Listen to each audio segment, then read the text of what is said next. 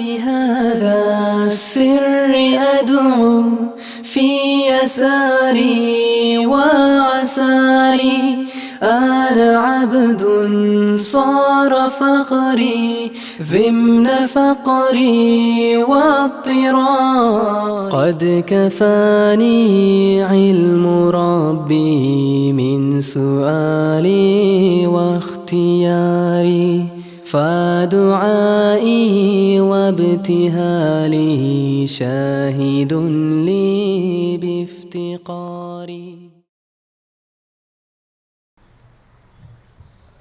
സുഹൃത്തുക്കളെ, അഫെയറുമായി ബന്ധപ്പെട്ടിട്ടുള്ള കുറച്ച് ക്വസ്റ്റ്യൻസും കൂടി ഇതിലുണ്ട്. അതിലെ പ്രധാനപ്പെട്ട കുറച്ച് ക്വസ്റ്റ്യൻസും കൂടി ഇതിൻ്റെ കൂടെ വായിച്ച് നമ്മൾ പറയുകയാണ്. പലപ്പോഴും അത് നമ്മളിൽ പല ആളുകൾക്കും ഉപകാരപ്പെടുന്ന കാര്യങ്ങളാണ്. ഇത് അഫെയറിൽ ബന്ധപ്പെട്ട് കഴിഞ്ഞാൽ ഒരു തിന്മ എന്നുള്ള നിലയ്ക്ക് പിന്നെ അതിന് ചില ഭവിഷ്യത്തുകൾ വരാനുണ്ട്. ആ ഭവിഷ്യത്തുകളെ കുറിച്ചാണ് നമ്മുടെ സുഹൃത്തുക്കൾ ചോദിച്ചിരിക്കുന്നത്. അതിൽ ഒന്നാമത്തെ ചോദ്യം എന്താ വെച്ചാൽ, എൻ്റെ സുഹൃത്തിന് വേണ്ടിയാണ് ഞാൻ ചോദിക്കുന്നത്. അവൾക്ക് മുമ്പ് ഒരു അഫെയർ ഉണ്ടായിരുന്നു, പക്ഷേ ഇപ്പോൾ അത് ബ്രേക്കപ്പ് ആയി പോയി. അവൾക്ക് മറ്റൊരു മാരേജ് ഫിക്സ് ചെയ്തിട്ടുണ്ട്. അപ്പോൾ ആ മാരേജ് ചെയ്യാൻ പോകുന്ന ആളോട് മുമ്പ് നടന്ന അഫെയറിനെ കുറിച്ച് പറയണമെന്നുള്ളതാണ്. അതായത് ഒരു അഫെയർ എക്സ്പീരിയൻസ് ജീവിതത്തിൽ കഴിഞ്ഞ് ഒരു അഫെയർ ഉണ്ടായ ഒരാൾ മാരേജിലേക്ക് പ്രവേശിക്കുമ്പോൾ ഉണ്ടാകുന്ന വലിയൊരു പ്രശ്നമാണ്. കാരണം താൻ ഒരു അന്യ പുരുഷനോട് ഇടപഴകി, അല്ലെങ്കിൽ ഒരു അന്യ സ്ത്രീയോട് ഇടപഴകി, ഇനി സത്യസന്ധമായ ഒരു വിവാഹ ജീവിതത്തിലേക്ക് പ്രവേശിക്കുമ്പോൾ ഒരു കുറ്റബോധം, ഞാൻ എൻ്റെ ഭർത്താവിന് നൽകേണ്ട, ഭാര്യയ്ക്ക് നൽകേണ്ട ഒരു സ്നേഹം, പെരുമാറ്റം, ബന്ധം, അത് ഞാൻ ഈ വിവാഹത്തിന് മുമ്പ് വേറൊരു സ്ത്രീക്ക് നൽകിയല്ലോ, ഒരു പുരുഷന് നൽകിയല്ലോ എന്ന കുറ്റബോധം അഫെയറുകളിൽ നിന്നും ഒഴിവായി വിവാഹത്തിലേക്ക് വരുന്നവരെല്ലാവരും അനുഭവിക്കുന്ന ഒരു കാര്യമാണ്. ഇവിടെ സ്ത്രീ ആയാലും പുരുഷനായാലും നിങ്ങൾക്ക് മുമ്പുണ്ടായിരുന്ന പൂർവ്വകാല ബന്ധങ്ങളെക്കുറിച്ച് ഒരിക്കലും വിവാഹം കഴിക്കുന്ന ആളോട്, ആണായാലും പെണ്ണായാലും, നമ്മൾ ഷെയർ ചെയ്യാൻ പാടില്ല. ഇനി അഥവാ നിങ്ങൾ വിവാഹം കഴിച്ച പെൺകുട്ടി നിങ്ങളോട് അവളുടെ എക്സ്പീരിയൻസ് ഷെയർ ചെയ്താലും നിങ്ങൾ ചെയ്യരുത്. അതേമാതിരി പുരുഷൻ ഷെയർ ചെയ്താലും നിങ്ങൾ ഷെയർ ചെയ്യരുത്. കാരണം നമ്മളത് ഷെയർ ചെയ്തിരുന്നാൽ പിന്നീട് അയാൾ അറിയില്ലേ, പിന്നെന്തുകൊണ്ട് പറഞ്ഞില്ല എന്ന് ചോദിക്കില്ല. ആ ചോദ്യം പ്രസക്തമല്ല. കാരണം നമ്മുടെ തെറ്റ് നമ്മൾ ആരോടും പറയേണ്ടതില്ല. കുല്ലു അംറിൻ മുആഫ, എല്ലാ തെറ്റുകളും അള്ളാഹു പൊറുക്കും. ഇല്ലൽ മുജാഹിരിൻ, പരസ്യപ്പെടുത്തിയവരൊഴികെ ഒരിക്കലും പറയരുത്. കാരണം പറയാൻ നമ്മൾ ബാധ്യസ്ഥരല്ല. നമ്മളത് അവസാനിപ്പിച്ചു, പശ്ചാത്തപിച്ചു, മാറി. ഒരു പക്ഷേ അഫെയർ ഇല്ലാത്തവർക്ക് പിന്നീട് അഫെയർ വരാം. ഒരു അഫെയർ എക്സ്പീരിയൻസ് കഴിഞ്ഞ് വന്ന ഒരാളെ സംബന്ധിച്ചിടത്തോളം പിന്നെ അതിലേക്ക് കുറ്റബോധത്തോടെ തിരിച്ചു വന്ന ഒരാൾ പിന്നെ അതിലേക്ക് പോകാനുള്ള സാധ്യത കുറവാണ്. അതുകൊണ്ട് ഞാനത് അവസാനിപ്പിച്ചു. നമ്മൾ പറയാൻ ബാധ്യസ്ഥരല്ല, പറയേണ്ട കാര്യവുമില്ല. അത് പറയുന്നത് കൊണ്ടുള്ള മറ്റൊരു ദോഷം, പറഞ്ഞു കഴിഞ്ഞാൽ ഇങ്ങനത്തെ ഒരാളാണല്ലേ എന്നൊരു മനസ്സ് നമ്മുടെ ഭർത്താവിലോ ഭാര്യയിലോ പതിഞ്ഞു കഴിഞ്ഞാൽ ആ സംശയത്തോടെ അവൾ നമ്മളെ നിരീക്ഷിക്കുവാനും സാധ്യതയുണ്ട്. വിശ്വാസ്യതക്കും അത് മങ്ങലേൽപ്പിക്കും. അതുകൊണ്ട് ഒരിക്കലും അത് പറയേണ്ട ആവശ്യമില്ല എന്നുള്ളതാണ്. മറ്റൊരാൾ ചോദിച്ചിരിക്കുന്ന ഒരു ചോദ്യം, ഇതുവരെ അഫെയറിൽ പെട്ടുപോയ ആളുകളുടെ സംശയങ്ങളാണിതൊക്കെ. എനിക്ക് ഒരു പെൺകുട്ടിയോട് അതിയായ പ്രണയം തോന്നി, ഞാൻ അവളെ പലപ്പോഴും നോക്കിയിരിക്കാറുണ്ട്. എന്നാൽ ഇതെല്ലാം തെറ്റാണെന്ന് പലപ്പോഴും എൻ്റെ മനസാക്ഷി തന്നെ എന്നെ ഓർമ്മപ്പെടുത്തുന്നുണ്ടായിരുന്നു. പിന്നീട് ഞാൻ എൻ്റെ മനസ്സിൽ പതിഞ്ഞ അവളുടെ മുഖം മറക്കാൻ ശ്രമിച്ചു. പിന്നീട് അങ്ങോട്ട് നോക്കാറില്ല, അവളുമായി സംസാരിക്കാറില്ല. അവൾ പലപ്പോഴും ഇങ്ങോട്ട് ക്ഷണിച്ചു, ഇങ്ങോട്ട് വിളിച്ചു, വിവാഹത്തിന് വേണ്ടി വിളിച്ചു. പക്ഷെ ഞാൻ അതിനൊന്നും പോവാതെ നിരാകരിക്കുകയാണ് ചെയ്തിട്ടുള്ളത്. പക്ഷേ ഇപ്പോൾ എനിക്കൊരു കുറ്റബോധം അതിലെല്ലാം തോന്നുന്നു എന്നാണ് ഈ സുഹൃത്ത് പറഞ്ഞിരിക്കുന്നത്. നമ്മളെ സംബന്ധിച്ചിടത്തോളം ഒരു ഏതെങ്കിലും ഒരു സാഹചര്യങ്ങളിൽ അങ്ങനെ മനസ്സിൽ സ്വാധീനിക്കപ്പെട്ടു കഴിഞ്ഞാൽ നമ്മൾ എത്രയും നേരത്തെ പിൻവാങ്ങുക എന്നത് തന്നെയാണ് അതിലേറ്റവും പ്രധാനപ്പെട്ട കാര്യം. അത് ഈ സുഹൃത്ത് വളരെ ആത്മാർത്ഥമായി തീരുമാനിക്കുകയും അവൾ ഇങ്ങോട്ടേക്ക് ശ്രമിച്ചിട്ടും അങ്ങോട്ടേക്ക് ബന്ധപ്പെടാൻ ശ്രമിക്കാതിരുന്നു എന്നൊക്കെ പറഞ്ഞാൽ അതൊക്കെ നല്ലൊരു തീരുമാനമാണ്. നല്ല മനഃശക്തിയുള്ള ഒരു മനസ്സിന് മാത്രമേ അത് സാധിക്കുകയുള്ളൂ. ആ എടുത്ത തീരുമാനത്തിൽ ഉറച്ചു നിൽക്കുകയും ഒരു തെറ്റായ നിലക്കുള്ള ഒരു ബന്ധം ഉപേക്ഷിക്കുമ്പോൾ മറ്റുള്ളവർക്ക് വരുന്ന സങ്കടമോ വിഷമമോ നിരാശയോ ഒന്നും നമ്മൾ പരിഗണിക്കേണ്ട കാര്യമേ ഇല്ല. തെറ്റിൽ രണ്ടു കൂട്ടരും ഒരേ പങ്കാളികളാണ്, ആണിനും പെണ്ണിനും ഒരേ കുറ്റമാണ്. അതുകൊണ്ട് തെറ്റ് മനസ്സിലാകുമ്പോൾ നമ്മൾ അവസാനിപ്പിക്കുക. പിന്നെ സംഭവിക്കണമൊക്കെ സംഭവിച്ചോട്ടെ. ഇപ്പോൾ ഒരു പെൺകുട്ടി ഇപ്പോൾ ഈ കഴിഞ്ഞ ദിവസം പറഞ്ഞത് എന്താ വെച്ചാൽ, അവൾ ഫേസ്ബുക്കിലൂടെ പരിചയപ്പെട്ട ഒരു ചെറുപ്പക്കാരനാണ്. അവൾ പെട്ടെന്ന് അപകടാവസ്ഥ മനസ്സിലാക്കിയിട്ട് അവനെ എന്ത് ചെയ്തു, ബ്ലോക്ക് ചെയ്തു. ബ്ലോക്ക് ചെയ്തപ്പോൾ അവൻ എന്ത് ചെയ്തു, അവളെ അവൾക്ക് വിവരങ്ങൾ കൊടുക്കാൻ പറ്റുന്ന സോഴ്സുകളും അവളുടെ കോളേജിൽ സീനിയേഴ്സിനെ ഉപയോഗപ്പെടുത്തി വിവരം കൊടുത്തു. ഞാൻ ഏതായാലും നശിച്ചു, ഇനി നിന്നെ നശിപ്പിച്ചിട്ടും നിനക്കൊരു പണി തന്നിട്ടേ ഞാൻ അടങ്ങുകയുള്ളൂ എന്നാണ്. ഞാൻ വളരെ വൃത്തികെട്ട ആളാണ്, അതുകൊണ്ട് എൻ്റെ ജീവിതം നശിച്ച സ്ഥിതിക്ക് നിന്നെ നശിപ്പിച്ചേ ഞാൻ അടങ്ങൂ എന്നാണ്. അപ്പോൾ അവൾ വളരെ പേടിയോടുകൂടെയും ഭയത്തോടുകൂടെയും പറയുന്നത് ഞാൻ ഇനി എന്തു ചെയ്യുമെന്നാണ്. പലപ്പോഴും നമ്മൾ ഇത്തരം കാര്യങ്ങളിൽ ഇടപെടുന്ന പല സഹോദരിമാരും ഇതിനെക്കുറിച്ച് അത്ര ഗൗരവപരമായി ചിന്തിക്കാറില്ല. വളരെ ഒരു പരിചയവും ഒരു ബന്ധവുമില്ലാത്ത ആളുകളുമായി പലപ്പോഴും ഇങ്ങനെ അകപ്പെട്ടു പോകുന്ന ആളുകൾ. ഇപ്പോൾ അയാൾ പറയണത് നീ അയച്ചെന്ന ഫോട്ടോസ് എൻ്റെ കയ്യിലുണ്ട്, അതൊക്കെ ഞാൻ ഉപയോഗപ്പെടുത്തും എന്നൊക്കെ പറഞ്ഞുകൊണ്ടാണ് ഇപ്പോൾ ഭീഷണി മുഴക്കിക്കൊണ്ടിരിക്കുന്നത്. ആ ഭീഷണിക്കൊന്നും കീഴടങ്ങേണ്ടതില്ല. നമ്മളൊരു തെറ്റ് മനസ്സിലാക്കി ബോധ്യപ്പെട്ട് തിരിച്ചു വന്നു. ഇനി എന്ത് പ്രശ്നങ്ങളുണ്ടെങ്കിലും അതൊരു നല്ല ആത്മീയ ജീവിതത്തിന് വേണ്ടി തീരുമാനിച്ച തീരുമാനമാണ്. ആ സമരത്തിൽ അള്ളാഹുവിൻ്റെ സഹായമുണ്ടാകും, പ്രതിഫലമുണ്ടാകും എന്ന് ഉറച്ചു മുന്നോട്ട് പോവുകയാണ് വേണ്ടത്. എടുത്ത തീരുമാനങ്ങളിൽ ഒരു സമ്മർദ്ദങ്ങൾക്കും വഴങ്ങി പിന്നോട്ട് പോകാൻ പാടില്ലെന്നാണ് ഓർമ്മപ്പെടുത്തുന്നത്. മറ്റൊരു ചോദ്യം, പെൺകുട്ടികളുമായി ആരോഗ്യകരമായ സൗഹൃദം കാത്തു സൂക്ഷിക്കുന്നതിൽ തെറ്റുണ്ടോ എന്നാണ്. ഞാൻ പറഞ്ഞത് ഈ അഫെയറുമായി ബന്ധപ്പെട്ട അനേകം ചോദ്യങ്ങളിൽ നമ്മൾ കാണാറുള്ളത് അഫെയറിനെ ന്യായീകരിക്കുന്ന കാര്യങ്ങളാണ്.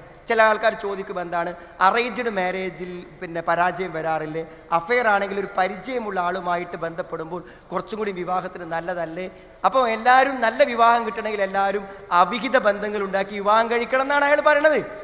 അയാൾ എന്താ പറഞ്ഞത്? വിവാഹം സക്സസ് ആവണമെങ്കിൽ എന്ത് വേണം? നമ്മൾ ആദ്യം ഒരു ബന്ധം ഉണ്ടാക്കി. ഞാൻ പറയാം സുഹൃത്തുക്കളെ, ഞാൻ ഇന്നും കൂടെ ഒരു പുസ്തകത്തിൽ വായിച്ചൊരു വായനയുണ്ട്, നിങ്ങളും ആ പുസ്തകം വാങ്ങി വായിക്കണം. ഇവിടെ നിങ്ങൾ ഈ ക്യാമ്പസിനെ പറ്റിയൊരു പുസ്തകം ഇവിടെ ഫ്രീ ആയിട്ട് ഡിസ്ട്രിബ്യൂട്ട് ചെയ്യണമെങ്കിൽ വാങ്ങണം.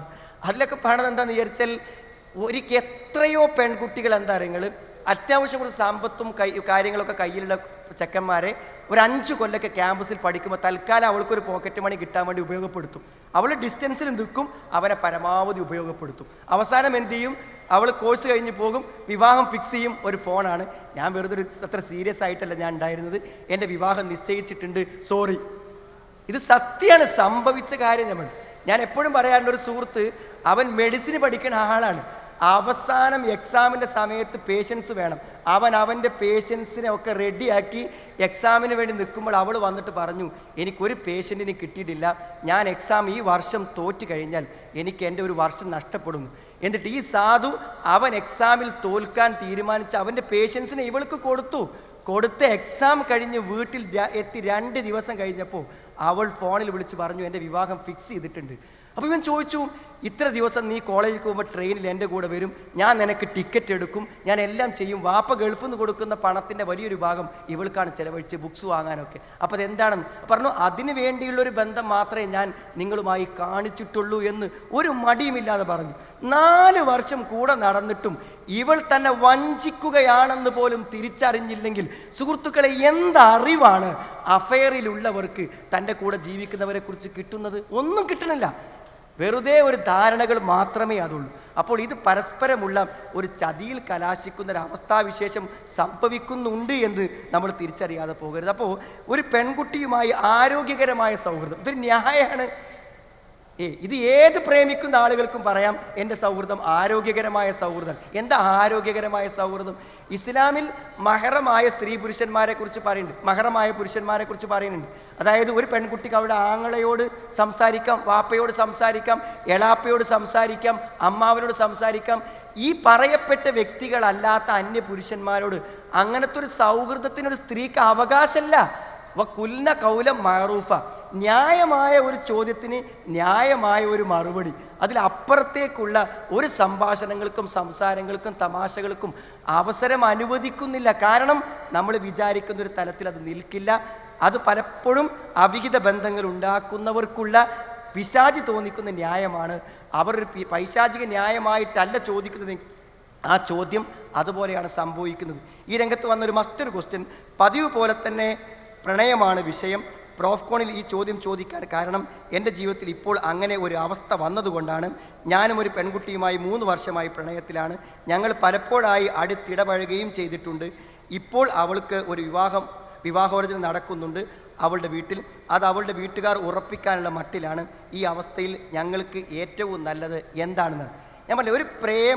ഒരു പ്രേമബന്ധങ്ങളുടെ ദുരന്തങ്ങളെക്കുറിച്ച് പറയുമ്പോൾ ഈ ചോദ്യം ആ ദുരന്തങ്ങളുടെ കൂട്ടത്തിലൊരു ചോദ്യമാണ്. ഒരു പക്ഷേ നിങ്ങൾക്ക് ഈ ചോദ്യം കേൾക്കുമ്പോൾ ഒരല്പം തമാശയായി തോന്നിയെങ്കിലും ഈ ഒരു സ്റ്റേജിൽ നിൽക്കുന്നവരെ നിങ്ങൾ മനസ്സിൽ കാണുമ്പോൾ അത് ശരിക്കും ജീവിക്കണോ മരിക്കണോ എന്ന് തീരുമാനിക്കുന്ന പ്രതിസന്ധിയുടെ ഒരു ഘട്ടമാണ്. കാരണം വിവാഹം തീരുമാനിക്കുന്ന മാതാപിതാക്കളോട് എനിക്കൊരു അഫെയർ ഉണ്ട് എന്ന് ഈ പെൺകുട്ടിക്ക് പറയാൻ കഴിയാത്തത് അവിടെ മാതാപിതാക്കൾ മാന്യതയുള്ളവരാണ്, മതബോധമുള്ളവരാണ്, സംസ്കാരമുള്ളവരാണ്, അവളെ സംസ്കാരത്തോടു കൂടെ വളർത്തിയവരാണ്. ക്യാമ്പസിലേക്ക് പോകുമ്പോൾ മോളെ തലയിൽ കൈവച്ചുകൊണ്ട് ഉമ്മ പറഞ്ഞു കൊടുത്തിട്ടുണ്ട്, മോളെ ക്യാമ്പസിൽ ഏറ്റവും ശ്രദ്ധിക്കേണ്ടത് അന്യപുരുഷന്മാരുമായുള്ള ബന്ധമാണെന്ന് ഓരോ ഫോണിലും ഉമ്മ കണ്ണീരോട് കൂടെ ഓർമ്മപ്പെടുത്തിയിട്ടുണ്ട്. അതുകൊണ്ട് തനിക്ക് ചുരിദാർ വാങ്ങിത്തന്ന, തനിക്ക് കോഴ്സിന് അഡ്മിഷൻ ഫീസ് കൊടുത്ത വാപ്പയും ഉമ്മയുടെയും വിവാഹ സ്വപ്നം, അതിൻ്റെ ആ സ്വപ്ന സാക്ഷാത്കാരത്തിൻ്റെ അന്വേഷണങ്ങൾ നടത്തി ഒരു വിവാഹത്തിലൂടെ മുന്നോട്ട് പോകുമ്പോൾ ക്യാമ്പസിൽ നിങ്ങൾ എന്നെ പഠിക്കാൻ പറഞ്ഞയച്ചപ്പോൾ എനിക്കൊരു അവിഹിത ബന്ധമുണ്ടായിരുന്നു, അത് നടത്തിത്തരണം എന്ന് പറയാൻ സാധിക്കാത്ത ഒരവസ്ഥ ഉണ്ടായത് മാതാപിതാക്കളുടെ മാന്യത കൊണ്ടും മതബോധം കൊണ്ടുമാണ്. ഈ ഒരവസ്ഥയെ മുൻകൂട്ടി കാണുക എന്നുള്ളതാണ് ബുദ്ധി. നിങ്ങൾ ആലോചിക്കണം, എവിടെ നമ്മൾ ചിന്തിച്ചാലും ഒന്നില്ലെങ്കിൽ ഒരു വർഷം സീനിയർ അല്ലെങ്കിൽ സമാന വയസ്കരായ ആളുകൾ ഇതൊക്കെയാണ് ഉണ്ടാവുന്നത്. പെൺകുട്ടികളോട് ഞാൻ പറയും, നിങ്ങളെ കല്യാണം കഴിക്കാൻ വരുന്ന ഒരു പുരുഷനുള്ള ഡിസ്ക്വാളിഫിക്കേഷൻ, ഒരിക്കലും നിങ്ങൾ കോംപ്രമൈസ് ചെയ്യാൻ പറ്റാത്ത ഡിസ്ക്വാളിഫിക്കേഷൻ എന്താണ്? സമ്പത്തില്ല എന്നതല്ല, അവൻ SSLC തോറ്റു എന്നതല്ല, അവൻ ഒരു ഇരുനിറത്തിലുള്ളവനാണെന്നതല്ല, അവൻ കാണാൻ ഒരു സുന്ദരൻ, ഇതൊന്നുമല്ല. ഏറ്റവും വലിയ ഡിസ്ക്വാളിഫിക്കേഷൻ എന്താ? നിങ്ങൾ വിവാഹത്തിന് മുൻപ് അവൻ ഒരു അന്യ പെൺകുട്ടിയുമായി ചാറ്റ് ചെയ്യുന്നു, അവിഹിത ബന്ധം നടത്തുന്നു എന്നതു തന്നെയാണ് നിങ്ങൾക്ക് ഭർത്താവാകാൻ അയാൾക്ക് യോഗ്യത ഇല്ല എന്നുള്ള ഏറ്റവും വലിയ കാര്യം. പെൺകുട്ടികൾ സാധാരണ പറയും, എന്താ ഇയാൾക്ക് എന്നെ വിവാഹം കഴിച്ചു കൊടുത്താൽ എൻ്റെ വാപ്പക്ക് പ്രശ്നം? ഒറ്റ പ്രശ്നമുള്ളൂ, അവൻ മുസ്ലിം അല്ലാത്തതല്ല, അവൻ നിന്നെപ്പോലെ ഡിഗ്രി ഇല്ലാത്തവനായതുകൊണ്ടല്ല, മറിച്ച് അവൻ അവിഹിതമായി സ്ത്രീകളെ ബന്ധപ്പെടാൻ താല്പര്യപ്പെടുന്നു എന്നത് ഒരു പുരുഷന് സുരക്ഷിതനായ ഒരു ഭർത്താവാകാൻ അയാൾക്കുള്ള ഡിസ്ക്വാളിഫിക്കേഷനാണ്. ഒരു സംശയ കാര്യത്തിൽ വേണ്ട. അതുകൊണ്ട് അവിഹിത ബന്ധങ്ങൾ ഒരു രോഗമാണ്, ഒരു നിലക്കും നമുക്ക് ഉൾക്കൊള്ളുവാനോ പ്രോത്സാഹിപ്പിക്കുവാനോ പറ്റാത്തൊരു കാര്യമാണ്. അതുകൊണ്ട് ഇങ്ങനത്തെ ഒരു അവസ്ഥ വരും. മാതാപിതാക്കൾ ഒരു വിവാഹത്തിന് ഒരുങ്ങുന്ന സമയത്ത് ഒരു പ്രതിസന്ധി വരും. അതുകൊണ്ട് സുഹൃത്തുക്കളെ, അത്രത്തോളം ആവണ്ട. ഒരു വിവാഹ സമയത്ത് നമുക്ക് സ്വതന്ത്രമായൊരു അന്വേഷണത്തിലൂടെ നല്ലൊരു വരനെയോ വധുവിനെയോ കണ്ടെത്തി സ്വതന്ത്രമായി മാതാപിതാക്കളുടെ സാന്നിധ്യത്തിൽ അത് നടത്തലാണ് ഏറ്റവും നല്ലത്. പലപ്പോഴും ആളുകൾ ചോദിക്കും, എന്താ വാപ്പാക്കും സമ്മതിച്ചാൽ എന്നാൽ? ഞാൻ ഒറ്റ ഉത്തരം പറഞ്ഞുതരാം. നിങ്ങൾ സ്നേഹിച്ചൊരു പെൺകുട്ടിനെ കല്യാണം നടത്താൻ വാപ്പിമ്മയും തീരുമാനിച്ചു. 1000 ആളുകളെ വിവാഹത്തിനൊക്കെ ക്ഷണിച്ച് വിവാഹത്തിൻ്റെ ഓഡിറ്റോറിയത്തിൽ വിവാഹം കഴിഞ്ഞിറങ്ങുമ്പോൾ 1000 ആളുകളും ചോദിക്കുന്നൊരു ചോദ്യമുണ്ട്, എവിടെ നിന്നാണ് പെണ്ണ്? ആണാണെങ്കിൽ ചോദിക്കുക, എവിടെ നിന്നാണ് പെണ്ണ്? അവർ രണ്ടുപേരും ഒരു കോളേജിൽ പഠിച്ചതാണെന്ന് പറഞ്ഞാൽ അഫെയർ ഉണ്ടാവണമെന്നില്ല, അഫെയർ ഉണ്ടാവണമെന്നില്ല. അവിടെ അഭിമാനം, അപ്പം അവർ മുമ്പ് പരിചയമുള്ള ആളുകളാകുമല്ലേ എന്നൊരു തിരിച്ച ചോദ്യം. ഇത്ര മതി. മാന്യരായ ഒരു മാതാപിതാക്കൾക്ക് മനോവിഷമം ഉണ്ടാകാൻ ഇത് മാത്രം മതി. സുഹൃത്തുക്കളെ, ഒരു കാരണവശാലും നിങ്ങളുടെ മാതാപിതാക്കൾ ആലോചിച്ചിട്ട് നിങ്ങളെ അവർ വിശ്വസിച്ചു എന്നതുകൊണ്ട് മാത്രം അവരെ നിങ്ങൾ കണ്ണീർ കുടിപ്പിക്കരുത്. അവർക്ക് ഒരിക്കലും വേദനിക്കുന്നൊരു വാർത്ത നിങ്ങളിൽ നിന്ന് വരരുത്. അതൊരു നന്ദികേടാണ്. നമുക്ക് ചെയ്യാവുന്ന ഏറ്റവും വലിയ ദ്രോഹം, ഏറ്റവും വലിയ പാപമാണ് ഉഖൂഖുൽ വാലിദൈൻ, മാതാപിതാക്കളെ മനോവിഷമപ്പെടുത്തുക. ഒരു കാലഘട്ടത്തിലും തൃപ്തിപ്പെടില്ല. 8ാം ക്ലാസ് മുതൽ പ്രേമത്തിലഹയ 2 ആളുകളുടെ വിവാഹം പെൺകുട്ടി വാശി പിടിച്ച് നടത്തിച്ചു. എന്നിട്ട് 18 വയസ്സാകാത്തത് കൊണ്ട് ആരെയൊക്കെയോ കൊണ്ടുവന്ന് രഹസ്യമായ വിവാഹം നടത്തി കൊടുത്തു. ഇപ്പോൾ 90 ദിവസം പ്രായമുള്ളൊരു കുഞ്ഞുണ്ട്, വിവാഹം കഴിഞ്ഞ് 2 വർഷമായി. ആ പെൺകുട്ടി വന്നു, ഇപ്പോൾ അവരുടെ ദാമ്പത്യത്തിൽ ചെറിയ പ്രശ്നങ്ങളുണ്ട്. അപ്പം ഞാൻ അവളോട് ചോദിച്ചു, നീ വാശി പിടിച്ച് നടത്തിച്ച വിവാഹമല്ലേ? അതെ. അപ്പോൾ എനിക്കറിയാൻ ആഗ്രഹമുണ്ട്, 3 മണിക്കൂർ ഒരു അഫെയർ മാരേജ് വേണ്ടെന്ന് നമ്മൾ എഡ്യൂക്കേറ്റ് ചെയ്യാൻ വേണ്ടി സമയമെടുത്തിട്ടും ബോധ്യപ്പെടാത്ത പെൺകുട്ടികൾ എൻ്റെ മനസ്സിലേക്ക് കടന്നു വന്നു.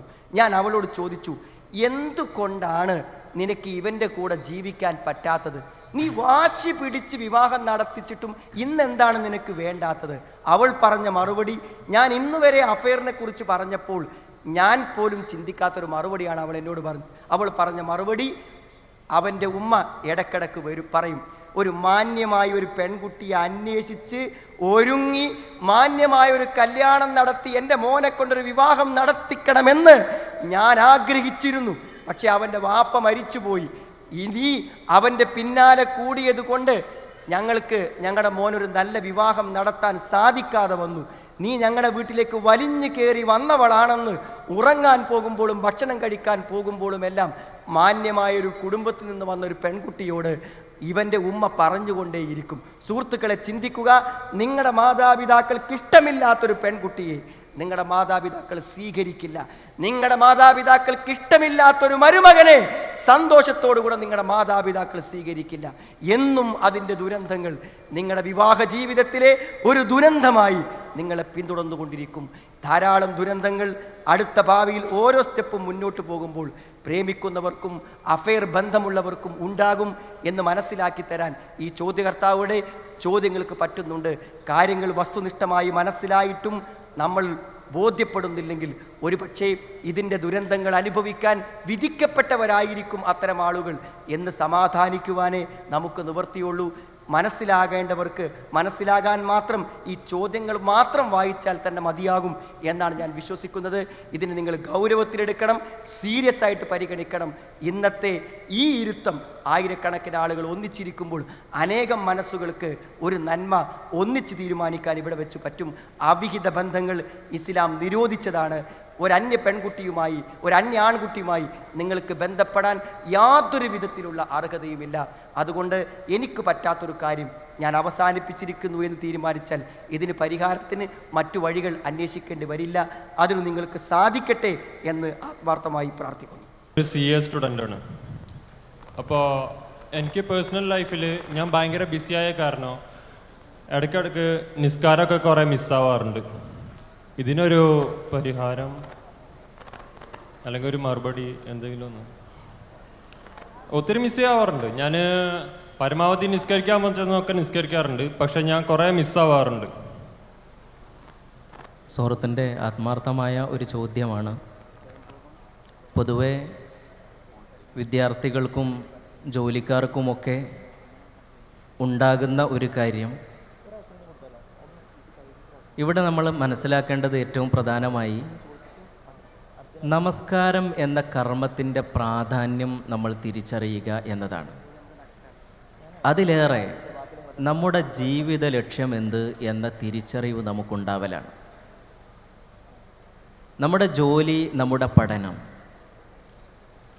ഇത് നമ്മുടെ ജീവിതത്തിൻ്റെ 60 70 വയസ്സ് നീളുന്ന നമ്മുടെ ആയുസ്, ആ ആയുസ്സിലുള്ള വിഭവങ്ങൾ സമാഹരിക്കുന്നതിന് വേണ്ടി നമ്മുടെ കുടുംബത്തിനും നമുക്കും വേണ്ടിയുള്ള ഒരു ജീവിത വിഭവത്തിന് വേണ്ടിയാണ് നമ്മൾ അധ്വാനിക്കുന്നത്, ജോലി ചെയ്യുന്നത്, പഠിച്ച് അത്തരം ഒരു ജോലിയിലെത്താൻ വേണ്ടി ശ്രമിക്കുന്നത്. ഒരു മുസ്ലിം എന്ന നിലയിൽ നമ്മൾ മനസ്സിലാക്കുക, നമ്മുടെ ജീവിതം ഈ 70-ലും 80-ലും തീരുമോ? അവിടെ നിന്ന് കഴിഞ്ഞാൽ നമുക്കുള്ളത് അനന്തമായ ഒരു ജീവിതം. നല്ലവനാണെങ്കിൽ നന്മയുടേത്, അല്ലെങ്കിൽ നിത്യ നരകത്തിൻ്റേത്. ഒരിക്കലും എൻ്റെ ഈ ലോകത്തെ 70 60 80 വർഷങ്ങൾ അതിനു വേണ്ടിയുള്ള എൻ്റെ അധ്വാനങ്ങൾ അതൊരിക്കലും എൻ്റെ ആത്യന്തിക ജീവിതം നഷ്ടപ്പെടുത്തി കളയുന്നതും നിത്യനരകത്തിലേക്ക് എന്നെ എത്തിക്കുന്നതുമാക്കി മാറ്റരുത് എന്ന ആ ഒരു ചിന്തയാണ് യഥാർത്ഥത്തിൽ നമുക്ക് വേണ്ടത്. നമസ്കാരത്തിൻ്റെ പ്രാധാന്യം നമുക്കൊരു പക്ഷേ നമ്മുടെ ജീവിതത്തിൽ തന്നെ എല്ലാ ഭൗതികമായ കാര്യങ്ങൾ മാത്രം എടുക്കുകയാണെങ്കിൽ ആ നമസ്കാരം കൊണ്ട് നമുക്ക് കിട്ടുന്ന പാരത്രികമായ നേട്ടങ്ങൾ നമ്മളൊരു ഭാഗത്തേക്ക് മാറ്റിവെച്ച് ഭൗതികമായ കാര്യങ്ങൾ മാത്രം എടുക്കുകയാണെങ്കിൽ നമ്മുടെ പഠനത്തിലും നമ്മുടെ ജോലിയിലും കൃത്യനിഷ്ഠതയും ചിട്ടയും നമുക്ക് ലഭിക്കാൻ ഏറ്റവും നല്ല ഒരു കർമ്മം നമസ്കാരമാണ്. 5 നേരത്തെ കൃത്യമായ നമസ്കാരം, കൃത്യമായ സമയബന്ധിതമായി അള്ളാഹു നിർബന്ധമാക്കിയ നമസ്കാരം, അതിലൂടെ വിശ്വാസിക്ക് ഭൗതിക ജീവിതത്തിൽ നേടിയെടുക്കാനുള്ള ഏറ്റവും പ്രധാനപ്പെട്ട ഒരു കാര്യം അവൻ്റെ ജീവിതത്തിലെ കൃത്യനിഷ്ഠത തന്നെയാണ്. പഠനത്തിന് വേണ്ടിയാകട്ടെ മറ്റു കാര്യങ്ങൾക്ക് വേണ്ടിയാകട്ടെ നമസ്കാരം ഒഴിവാക്കുന്ന ആളുകളെ സംബന്ധിച്ചിടത്തോളം അവർക്ക് പലപ്പോഴും നഷ്ടമാകുന്നത് ജീവിതത്തിൻ്റെ കൃത്യനിഷ്ഠത കൂടിയാണ് എന്ന് മനസ്സിലാക്കേണ്ടതുണ്ട്. അതുകൊണ്ടാണ് ഖലീഫ ഉമർ റളിയല്ലാഹു അൻഹു അദ്ദേഹം തൻ്റെ ഗവർണർമാർക്ക് എഴുതിയ കത്തിൽ ഏറ്റവും പ്രധാനമായി അദ്ദേഹം സൂചിപ്പിച്ച ഒരു കാര്യം, നിങ്ങളുടെ ഫഇന്ന അഹമ്മ അംരിക്കും ഇലയ്യ അസ്വലാത്ത്, നിങ്ങൾ ഓരോ പ്രദേശങ്ങളിലും നിർവഹിക്കുന്ന കാര്യങ്ങളുടെ കൂട്ടത്തിൽ ഞാൻ ഏറ്റവും കൂടുതൽ ശ്രദ്ധിക്കുന്നത് നമസ്കാരത്തിൻ്റെ കാര്യമാണ്. ഫമൻ ലയ്യഅഹാ ഫഹുവ ലിഗൈരിഹാ അളിയ, അതാരെങ്കിലും വീഴ്ച വരുത്തിയാൽ അവൻ മറ്റു കാര്യങ്ങളിൽ ഏറെ വീഴ്ച വരുത്താൻ സന്നദ്ധനായിരിക്കും, അവന് സാധ്യതയുണ്ട്. ഇത് ഭൗതികമായ ഒരു കാര്യമാണ്. അതുകൊണ്ട് തന്നെ നമ്മുടെ പഠനത്തിന് വേണ്ടിയാണ് എങ്കിലും മറ്റു കാര്യങ്ങൾക്ക് വേണ്ടിയാണ് എങ്കിലും ഒരിക്കലും അഡ്ജസ്റ്റ് ചെയ്യാത്ത ഒരു കാര്യമായി നമസ്കാരത്തെ കൊണ്ടുപോകാൻ നമുക്ക് സാധിക്കേണ്ടതുണ്ട്. നമസ്കാരം എന്നത് മനുഷ്യൻ്റെ ജീവിതത്തിൽ ഉണ്ടാക്കുന്ന ഗുണങ്ങൾ, ആത്മീയമായുള്ള ഗുണങ്ങളും പാരത്രികമായുള്ള ഗുണങ്ങളും വ്യക്തി ജീവിതത്തിൽ നമുക്ക് അനുഭവിക്കാൻ കഴിയുന്ന ഗുണങ്ങളും എടുത്തു നോക്കിയാൽ തന്നെ നമുക്കത് മനസ്സിലാക്കാൻ കഴിയുന്നതാണ്. നമസ്കാരത്തിൻ്റെ പ്രാധാന്യത്തെ സംബന്ധിച്ച് ഞാൻ സൂചിപ്പിക്കേണ്ടതില്ല, ഏറെ നിങ്ങൾ കേട്ടിട്ടുണ്ടായിരിക്കും. തൊട്ട് മുമ്പ് നടന്ന ക്ലാസ്സുകളിൽ നമസ്കാരത്തിൻ്റെ പ്രാധാന്യത്തെ ഏറെ നമ്മൾ ചർച്ച ചെയ്തതാണ്. അതുകൊണ്ട് എൻ്റെ ജീവിതത്തിൽ ഞാൻ ഒരിക്കലും നഷ്ടപ്പെടുത്താതെ നിലനിർത്തുന്ന ഒരു കാര്യമായി നമസ്കാരത്തിൻ്റെ കാര്യം ശ്രദ്ധിക്കും എന്ന ആ ഒരു തീരുമാനം, ഉറച്ച തീരുമാനം നമുക്കുണ്ടായാൽ തന്നെ നമുക്ക് നമ്മുടെ ജീവിതത്തിൽ ഇത്തരം കാര്യങ്ങൾ ശ്രദ്ധിക്കാൻ കഴിയൂ എന്ന് മാത്രം ബോധിപ്പിക്കുകയാണ്. അസ്സലാമു അലൈക്കും. സ്വയംഭോഗം ചെയ്യുന്ന ഒരാളാണ്, എത്ര ശ്രമിച്ചിട്ടും നിർത്താൻ പറ്റുന്നില്ല. ഞാൻ അറിയാതെ തന്നെ വെറുതെ ഇരിക്കുമ്പോൾ പല സൈറ്റുകളിലും പോകും, എന്താണ് ഞാൻ ചെയ്യുക? നമ്മൾ വളരെ പ്രധാനപൂർവ്വം ചർച്ച ചെയ്യേണ്ട ഒരു ഏരിയയിലേക്കാണ് ഈ ക്വസ്റ്റ്യൻ വന്നിരിക്കുന്നത്. നിങ്ങളുടെ എല്ലാവരുടെയും ശ്രദ്ധയ്ക്ക് വേണ്ടി ഞാൻ പറയണം, ഈ ലൈംഗികതയെക്കുറിച്ച് നമ്മൾ പറയുമ്പോൾ നമ്മൾ ആദ്യം മനസ്സിലാക്കേണ്ട ഒരു കാര്യം, ലൈംഗികത തെറ്റും ശരിയുമുണ്ടല്ലോ. അപ്പോൾ നമ്മളുടെ ഒരു ദുഷിച്ച മനസ്സിൽ ഒരു അന്യ സ്ത്രീയുടെ ഏറ്റവും വൃത്തികെട്ട രൂപങ്ങളും ചിത്രങ്ങളുമായി എന്തെല്ലാം അശ്ലീലങ്ങൾ നമ്മുടെ മനസ്സിലുണ്ടോ ആ സ്ത്രീയുടെ സ്ഥാനത്തെല്ലാം നമ്മൾ സങ്കല്പിക്കുന്നത് നമ്മുടെ ഭാര്യയാണെങ്കിൽ അതൊന്നും തെറ്റല്ലല്ലോ. നമുക്ക് നമ്മുടെ ഭാര്യയെ ഏത് രൂപത്തിൽ കാണാനും ഏത് രൂപത്തിൽ അനുഭവിക്കുവാനുമുള്ള സ്വാതന്ത്ര്യം ശരിക്കുമുണ്ട്. ഏത് ഡ്രസ്സ് അണിഞ്ഞും എങ്ങനെ വേണമെങ്കിലും നമുക്ക് മാത്രമായി കാണാവുന്നൊരു സ്ഥലത്ത് നമ്മളുടെ കാഴ്ചയോ സ്പർശനമോ പരസ്പരമുള്ള ശാരീരിക ബന്ധങ്ങളോ ഒന്നും തെറ്റല്ലെന്ന് മാത്രമല്ല, ഇസ്ലാമിക ദൃഷ്ട്യാ അത് പുണ്യം കൂടെയാണ്. പുണ്യമാവുന്നത് നിഷിദ്ധങ്ങൾ ചെയ്യുന്നില്ല എന്നുള്ളത് കൊണ്ട് തന്നെയാണ്. പലപ്പോഴും ഗൾഫ് നാടുകളിലൊക്കെ യാത്ര ചെയ്യുമ്പോൾ ഞങ്ങൾ കണ്ടിട്ടുണ്ട്, അവിടെയൊക്കെ പുറത്ത് ധരിക്കുന്ന വസ്ത്രങ്ങളെക്കാളും 1 ലക്ഷം 2 ലക്ഷമൊക്കെ വില കൂടിയ ഇന്നർ ഡ്രസ്സുകൾ അത് ഭർത്താവിൻ്റെ കൂടെ അവരുടെ അറയിലാകുമ്പോൾ മാത്രം ധരിക്കാനുള്ളതാണ്. പലപ്പോഴും നമ്മുടെ നാട്ടിൽ അത്തരം ഒരു സംസ്കാരം ആളുകൾ മനസ്സിൽ കാണാത്തത് കൊണ്ടാണ് ഞാനിത് പറഞ്ഞത്. ലൈംഗികത അടിച്ചൊതുക്കാൻ പറ്റുന്ന ഒരു കാര്യമല്ല. അതുകൊണ്ടാണ് പലപ്പോഴും പുരോഹിതന്മാരെക്കുറിച്ചും അതേപോലെ തന്നെ അങ്ങനത്തെ സന്യാസം സ്വീകരിച്ചവർക്കൊക്കെ നിയന്ത്രിക്കാൻ പറ്റാത്ത അപവാദങ്ങൾ അവർ വരുന്നത് അവർക്ക് പറ്റൂല. ഒരു വ്യക്തിക്കും പറ്റില്ല നമ്മുടെ ലൈംഗികതയെ അടക്കി വെക്കാൻ. അതുകൊണ്ടാണ് ഇസ്ലാം നിർദ്ദേശിച്ചത്, അതിനുള്ള പരിഹാരം വിവാഹമാണ്. യാ മാശറ ശബാബ് മൻ ഇസ്തതാഅ മിൻകുമുൽ ബാഅത്ത ഫൽയതസവ്വജ്. എന്തിനാ വിവാഹം എന്ന് പറഞ്ഞാൽ ഒന്നാമത്തെ ലക്ഷ്യം അഗല്ലുലിൽ ബസർ, കണ്ണിനെ താഴ്ത്താൻ തന്നെയാണ്. നമ്മുടെ യുവത്വം നമ്മുടെ കണ്ണുകളെ ഈ പോൺ സൈറ്റിലേക്കും തിന്മയിലേക്കും പെൺകുട്ടികളിലേക്കും നമ്മളെ മനസ്സ് ആഗ്രഹിക്കുമ്പോൾ അവരെ നോക്കാതിരിക്കാൻ നമുക്ക് നോക്കുന്നതിലൂടെ കിട്ടേണ്ട സന്തോഷവും സംതൃപ്തിയും ഭാര്യയിലൂടെ കിട്ടി കണ്ണുകളെ നിയന്ത്രിക്കാനാണ്.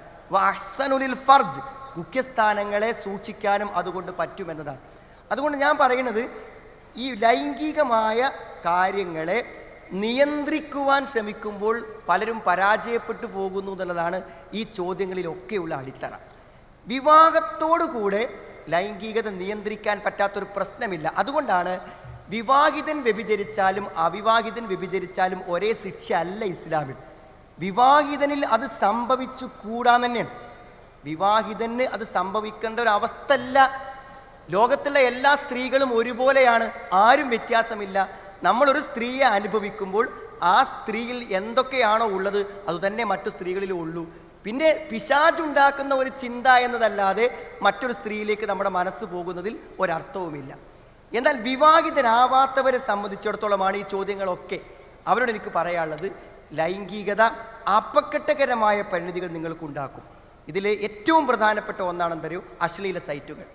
അശ്ലീല സൈറ്റുകളിൽ കയറുന്ന ആരെങ്കിലും ഇവിടെ ഇരിക്കുന്നുണ്ടെങ്കിൽ നിങ്ങൾ ഗൗരവത്തോടെ ചെയ്യാൻ വിചാരിച്ചാലും ഇല്ലെങ്കിലും നിങ്ങളിത് കേൾക്കണമെന്ന് എനിക്കൊരു അഭ്യർത്ഥന.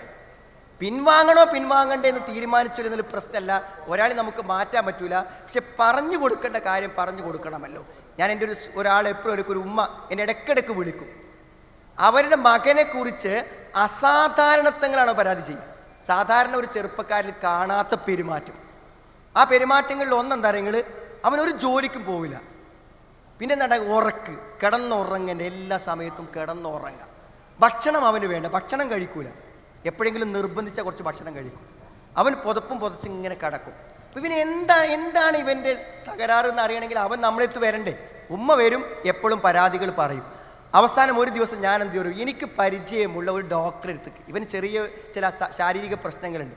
അപ്പോൾ അത് ചികിത്സിക്കാനെന്ന നിലക്ക് ഉമ്മയോട് ഒരു ഡോക്ടറെ കാണാൻ ഞാൻ നിർദ്ദേശിച്ചു. ആ ഡോക്ടർ എൻ്റെ സുഹൃത്താണ്.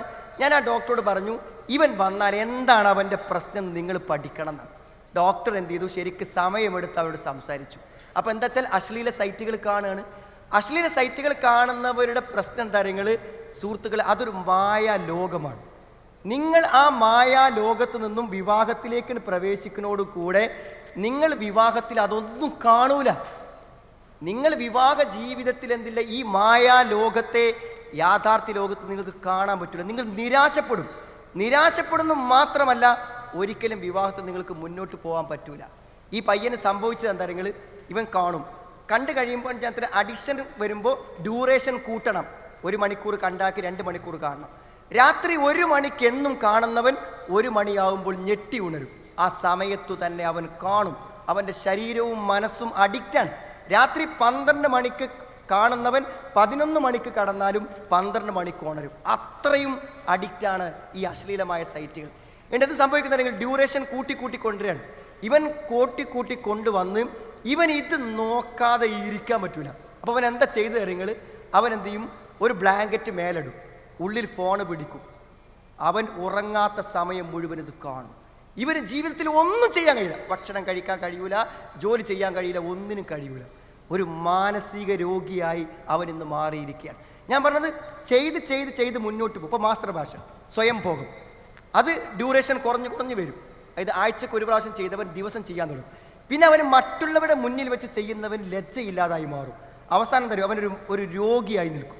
എനിക്കറിയാം, ഹോസ്പിറ്റലിൽ അഡ്മിറ്റ് ചെയ്തിട്ട് ഉമ്മ അവൻ്റെ അടുക്കൽ നിൽക്കുമ്പോൾ പോലും അവനത് ചെയ്തിരുന്നു എന്ന് പറയുമ്പോൾ ആ അഡിക്ഷൻ്റെ തീവ്രതകൾ ആലോചിച്ച് നോക്കൂ നിങ്ങൾ. അതിലേറെ പ്രയാസം എന്താ വെച്ചാൽ, എല്ലാം പ്രകൃതിപരമായ മനുഷ്യൻ്റെ ലൈംഗികാവസ്ഥകളെ എന്തൊരു മാറ്റും. ഈ അശ്ലീല സൈറ്റ് കാണുന്നവർക്കും മാസ്റ്റർബേഷൻ ചെയ്യുന്നവർക്കും സ്വവർഗഭോഗം ചെയ്യുന്നവരുടെയൊക്കെ പ്രകൃതി മാറും. പിന്നെ അവർക്ക് പ്രകൃതിപരമായി ദാമ്പത്യ ജീവിതത്തിലുള്ള യഥാർത്ഥത്തിൽ ഒരു മനുഷ്യൻ അള്ളാഹു നൽകിയ ആ ലൈംഗികമായ ജീവിത സംതൃപ്തി നേടാൻ പറ്റാത്ത വൈകല്യങ്ങൾ അവർക്ക് സൃഷ്ടിക്കപ്പെടുകയും ചെയ്യും. അതുകൊണ്ട് ഒരു വിശ്വാസിക്ക് അള്ളാഹു വെച്ച ഗുണങ്ങളിൽ പറഞ്ഞതാണ് വല്ലദീനഹും ലിഫുറൂജിഹിം ഹാഫിദൂൻ, ഗുഹ്യസ്ഥാനങ്ങളെ സൂക്ഷിക്കുക. സുഹൃത്തുക്കളെ, ഏറ്റവും പ്രധാനം നിങ്ങൾ അതിന് ചെയ്യേണ്ട കണ്ണിനെ താഴ്ത്തലാണ്. കണ്ണ് മനസ്സിൻ്റെ ഉള്ളിലേക്കുള്ള ക്യാമറയാണ്. നിങ്ങൾ അശ്ലീലങ്ങൾ കാണുമ്പോൾ ആ ചിത്രം മനസ്സിൽ അങ്ങനെ പതിയും. മാസ്റ്റർബേഷൻ ചെയ്യുന്ന ആൾ, സ്വയംഭോഗം ചെയ്യുന്ന ആൾ മനസ്സിൽ എപ്പോഴോ പതിഞ്ഞ ആ വൃത്തികെട്ട ചിത്രത്തെ മനസ്സിലേക്ക് ലൈവായി കൊണ്ടുവരികയും ആ ലൈവ് നോക്കിയിട്ടാണ് അവൻ ആ വേണ്ടാത്തരങ്ങൾ ചെയ്യുന്നത്. പിന്നീട് അത് മനസ്സൊന്നും മായാത്ത ചിത്രങ്ങളായി എന്നും അവരെ അലോസരപ്പെടുത്തിക്കൊണ്ടിരിക്കും. അതുകൊണ്ട് ഏറ്റവും നല്ല പരിഹാര മാർഗം നമ്മൾ എന്ത് അറിയോ, അത് നോട്ടങ്ങളെ നമ്മൾ നിയന്ത്രിക്കാം. നോക്കരുത്. കുല്ലിൽ മുഅ്മിന യഗുള്ളൂ മിൻ അബ്സാരിഹിം, കണ്ണിൻ്റെ നോട്ടം വ്യഭിചാരമാണ്, നോക്കാതിരിക്കാം. രണ്ടാമത്തത്, നിങ്ങൾക്ക് സാധിക്കുമെങ്കിൽ നിങ്ങൾ എന്ത് ചെയ്യുക, അശ്ലീലമായ സൈറ്റുകൾ കാണുന്നവർ തൽക്കാലം നെറ്റ് ചാർജ് ചെയ്യാതിരിക്കുക. നിങ്ങൾ കമ്പ്യൂട്ടറിലോ മറ്റോ നിങ്ങളുടെ നെറ്റ് കാര്യങ്ങൾ ഉപയോഗിക്കുക. അത് ഓപ്പൺ സ്ഥലത്ത് വെച്ച് ഉപയോഗിക്കുക. നിങ്ങളുടെ സിറ്റ് ഔട്ടിലോ പൊതുസ്ഥലത്തോ കമ്പ്യൂട്ടർ ലാബിലോ മറ്റുള്ളവർ ശ്രദ്ധിക്കുന്നിടത്ത് മാത്രം നെറ്റ് ഉപയോഗിക്കുക. കുറച്ചു കാലം നിങ്ങൾ സഹിച്ചു നിന്നാൽ ഏത് അഡിക്ഷനും നിങ്ങൾക്ക് പരിഹരിക്കും.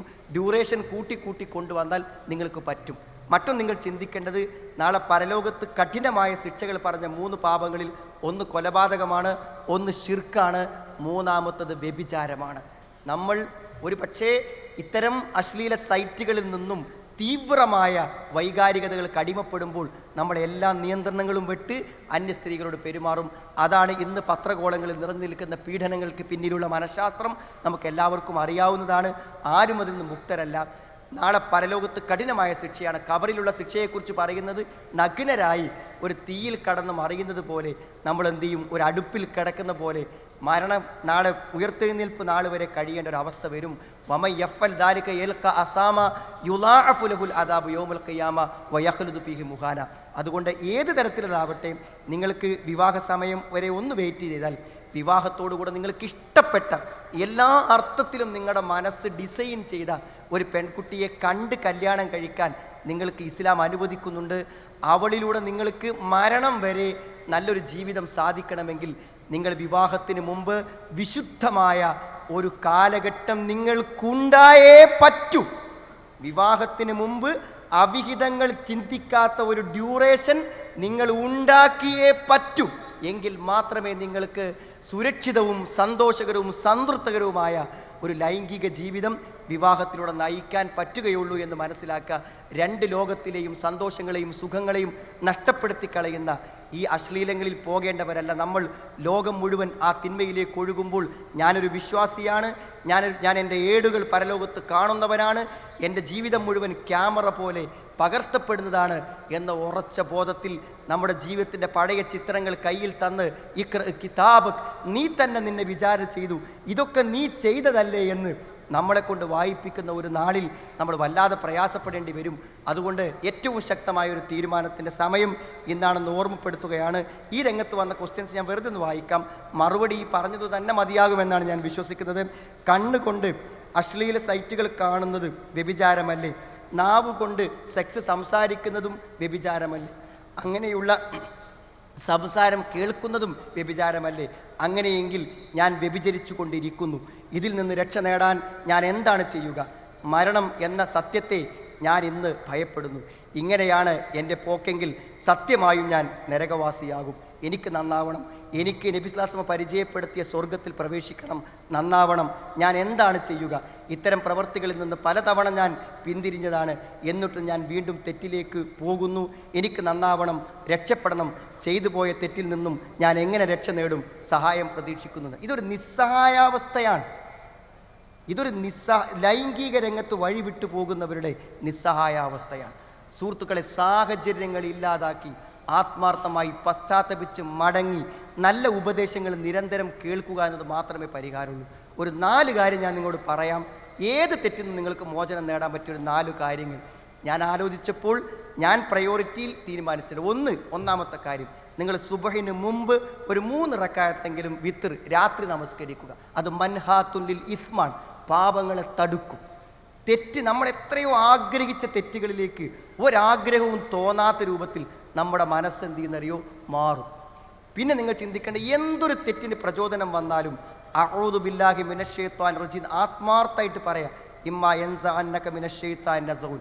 ഒരു തോന്നൽ മനസ്സിൽ വന്നാൽ അഊദു ചെല്ലുന്നതോടുകൂടെ നമ്മുടെ ചുറ്റുപാടിൽ ഒരു മാജിക് പോലെ ഒരു മാറ്റമുണ്ടാവും. പക്ഷെ ചെല്ലാൻ നമുക്ക് തോന്നണം. കാരണം അള്ളാഹു, പിശാചാണ് അതിൻ്റെ പിന്നിൽ. പിശാച് പിൻവാങ്ങുന്നതോടുകൂടെ അവസ്ഥൻ്റെ മാറും ഒരു മാർഗം. മറ്റൊന്ന്, നേരത്തെ ഇവിടെ ചോദിച്ച മാതിരി 5 നേരത്തെ നിസ്കാരമാണ്. നിസ്കാരം ഒരു പ്രശ്നമല്ല കേട്ടോ. നിസ്കരിക്കാൻ ആർക്കും പറ്റും. അപ്പോൾ നോക്ക്, നിങ്ങൾ ഒരാൾ 12 മണിക്കൂർ ഡോക്ടർ തിയേറ്ററിൽ കയറി, അയാൾക്കൊരു 8 മണിക്കൂറാണ് സർജറി. അയാൾ അസർ കഴിഞ്ഞിട്ടേ ഇറങ്ങുള്ളൂ. അയാൾക്ക് എന്താ പ്രശ്നം? അയാൾ യാത്രക്കാരനൊന്നും ആവണ്ട. അയാൾ ളുഹർ ബാങ്ക് കൊടുക്കുന്ന മുന്നേ കയറിയാൽ അയാൾക്ക് ളുഹറും അസറും പുറത്തിറങ്ങി മഗ്‌രിബിൻ്റെ മുമ്പ് ജമ്മാക്കി നിസ്കരിക്കാം. 4 നിസ്കരിക്കണമെന്നേ ഉള്ളൂ. ഇനി ഒന്നുമില്ല, ആ സർജറി നടന്നുകൊണ്ടിരിക്കുകയാണ്, മഗ്‌രിബ് ആകുമെന്ന് വിചാരിച്ചോളൂ. അയാൾ എന്തുള്ളൂ? അയാൾ മനസ്സിൽ വിചാരിച്ചാൽ മതി നിസ്കാരം. അയാൾക്ക് ആ നിസ്കാരത്തെക്കുറിച്ചുള്ള മനസ്സിലെ വിചാരം കൊണ്ട് നിസ്കാരം പരിഹരിക്കപ്പെടും.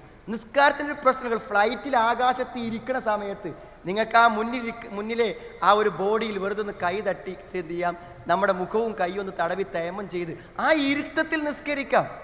നിസ്കാരം തടസ്സപ്പെടുത്തേണ്ട ഒരു കാര്യമില്ല. 5 നേരം നിസ്കാരം കൃത്യമായി ചെയ്യുക. 3 കാര്യം ഞാൻ പറഞ്ഞു. പിന്നെ കുറച്ച് ദിക്റുകൾ പീസ് റേഡിയോയിലൊക്കെ നിങ്ങൾക്ക് രാവിലെയും വൈകുന്നേരമൊക്കെ കേൾക്കും. ചിലപ്പോൾ ലാ ഇലാഹ ഇല്ലല്ലാഹു വഹ്ദഹു ലാ ശരീക ലഹു ലഹുൽ മുൽക്കു വലഹുൽ ഹംദു വഹുവ അലാ കുല്ലി ഷൈഇൻ ഖദീർ. ഇത് 100 പ്രാവശ്യം ചൊല്ലിയാൽ പിശാച് പിൻവാങ്ങുമെന്നാണ് പറ്റുന്ന കാര്യം. പിന്നെ മറ്റൊരു കാര്യം ഉത്ബോധനങ്ങളാണ്. ഇന്നിപ്പോൾ ഈ ക്ലാസ് കേൾക്കുമ്പോൾ എത്ര ശക്തമായ തിന്മയും ഇനി വേണ്ടെന്ന് എത്ര മനസ്സുകൾ പറയുന്നുണ്ടാകും. ഇതെന്തും കേട്ടാൽ ഇപ്പോൾ നേർവഴി എന്ന് പറഞ്ഞാൽ നമ്മൾ വാട്സപ്പിൽ അയക്കുന്ന ഒരു 5 മിനിറ്റ് സംവിധാനമുണ്ട്. നിങ്ങൾക്ക് എല്ലാവർക്കും കിട്ടും. 5 മിനിറ്റ് ഉണ്ടാവുള്ളൂ സ്പീച്ച്. എനിക്കൊണ്ടൊരു 10-700 ദിവസമായി ഒരു ദിവസം പോലും മുടങ്ങാതെ അത് ആളുകളിലേക്ക് എത്തിയിട്ടുണ്ട്. പീസ് റേഡിയോയിൽ രാവിലെ 6 മണിക്ക് പുലരിവെട്ടത്തോട് ആരംഭിക്കും. 10 മിനിറ്റ് നമുക്കൊരു ആത്മീയമായ മനസ്സ് കിട്ടുന്ന പ്രഭാഷണമാണ്. ഞാൻ പറഞ്ഞത് ഉത്ബോധനങ്ങൾ കേൾക്കണം. വിശുദ്ധ ഖുർആനിൽ കുറച്ച് നിങ്ങൾ പാരായണം ചെയ്യണം, ദിക്റുകൾ ചെല്ലണം, നമസ്കാരം തെറ്റാതെ നിങ്ങൾ എന്ത് ചെയ്യണം, നിർവഹിക്കണം. രാത്രി നിന്ന് കുറച്ച് സമയം ഇങ്ങനത്തെ ചില മിനിമം കാര്യങ്ങൾ ദിവസം നമ്മൾ ചെയ്യുകയാണെങ്കിൽ നമുക്ക് തിന്മകളിൽ നിന്ന് മാറാൻ പറ്റും, സാഹചര്യങ്ങൾ മാറ്റാൻ പറ്റും. എൻ്റെ ഒരു സുഹൃത്തിന് വേണ്ടിയാണ് എൻ്റെ ചോദ്യം.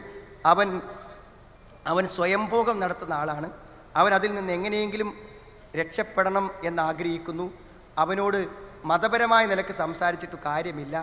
അവൻ അങ്ങനെയൊരു മതബോധമുള്ള ആളല്ല. അവനെ എങ്ങനെ രക്ഷപ്പെടുത്താൻ പറ്റുമെന്നാണ് ഒരു സുഹൃത്തിൻ്റെ ചോദ്യം. ഞാൻ നേരത്തെ പറഞ്ഞതിൽ ഉൾക്കൊള്ളുന്നുണ്ട്. സുഹൃത്തുക്കളെ, മാസ്റ്റർബേഷൻ, ഈ സ്വയംഭോഗം വളരെ അപകടകരമായൊരു കാര്യമാണ്. ഞാൻ ഈ ഒരു സദസ്സിലാണെങ്കിലും നിങ്ങളോട് തുറന്നു പറയുന്നത് നിങ്ങൾക്ക് മനസ്സിലാകാൻ വേണ്ടിയിട്ടാണ്. മനുഷ്യൻ്റെ ലൈംഗികാവയവങ്ങൾ ഏറ്റവും സ്മൂത്തായിട്ട് അള്ളാഹു സൃഷ്ടിച്ചിട്ടുള്ള കാര്യങ്ങളാണ്. അതിന് ഏറ്റവും അധികം പരിക്കും ഡാമേജുകളും വരുത്തുന്ന രൂപങ്ങളാണ് പലപ്പോഴും സ്വയംഭോഗത്തിൻ്റെ രൂപങ്ങൾ. നാം ആലോചിക്കണം. നമ്മുടെ മസിലുകളും നമ്മുടെ ശരീരാവയവങ്ങളും അതിൻ്റെ പ്രകൃതിമായ രൂപവും അതിൻ്റെ ഡ്യൂറേഷനും എല്ലാം കളയുന്ന ഏറ്റവും അപകടകരമായ ഒരു ലൈംഗിക വൃത്തിയാണ് അത്. വിശുദ്ധ ഖുർആൻ നിരോധിച്ചതാണ്. വല്ലദീനഹും ലിഫുറൂജിഹിം ഹാഫിളൂൻ ഇല്ല അലാ അസ്വാജിഹിം ഔ മാ മലക്കത് അയ്മാനുഹും ഫഇന്നഹും ഗൈറു മലൂമീൻ ഫമനിബ്തഗ വറാഅ ദാലിക്. സ്വന്തം ഭാര്യമാർക്കപ്പുറത്തേക്ക് ലൈംഗിക സാക്ഷാത്കാരത്തിന് എന്തെങ്കിലും വഴി ആരെങ്കിലും ആഗ്രഹിച്ചാൽ ഉലൈക ഹുമുൽ ആദൂൻ, അവർ വഴിവിട്ടവരാണെന്നാണ്. അതുകൊണ്ട് ഇതിൻ്റെ അപകടങ്ങൾ പറഞ്ഞു കൊടുത്താൽ ഒരു മതബോധം വേണ്ട, ഒരാൾക്ക് മനസ്സിലാകും. മതവിശ്വാസമുള്ളവരെ സംബന്ധിച്ചിടത്തോളം എളുപ്പത്തിൽ ബോധ്യപ്പെടാവുന്ന ഒരു കാര്യമാണ്. എൻ്റെ കോളേജ് ജീവിതത്തിൽ വ്യത്യസ്ത കാഴ്ചപ്പാടുള്ളവരെ കണ്ടു.